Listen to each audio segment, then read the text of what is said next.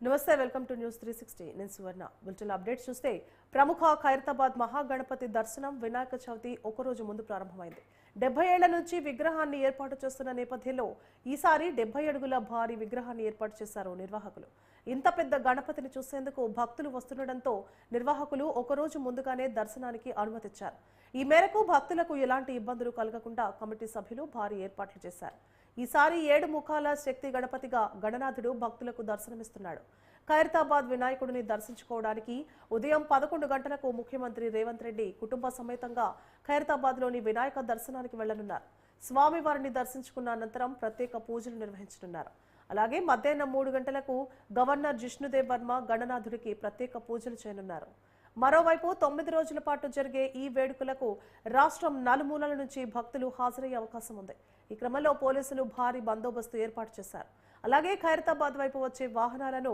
ప్రయాణికులకు ఇబ్బందులు కలగకుండా ఇతర మార్గాల్లో మళ్లించారు బందోబస్తు కోసం 3 షిఫ్టుల్లో 500 మంది పోలీసులు పనిచేస్తారని ట్రాఫిక్ సిపి విశ్వప్రసాద్ తెలిపారు వినాయకుడిని దర్శించుకునేందుకు భక్తులు అధిక సంఖ్యలో రావడం వారాంతం కావడంతో పోలీసులు భారీ బందోబస్తు ఏర్పాటు చేశారు తొలి రోజు రాష్ట్ర సీఎంతో పాటు గవర్నర్ కూడా పూజలకు వస్తున్నందున 24 గంటల పాటు 3 షిఫ్టుల్లో పోలీసులు విధులు నిర్వహించేలా అధికారులు ఏర్పాట్లు చేశారని తెలిపారు భారీ గణపతి వద్ద బందోబస్తుకు 3 డీఎస్పీలు 13 మంది ఇన్స్పెక్టర్లు 33 మంది ఎస్ఐలతో పాటు కానిస్టేబుల్స్ ఉంటారని తెలిపారు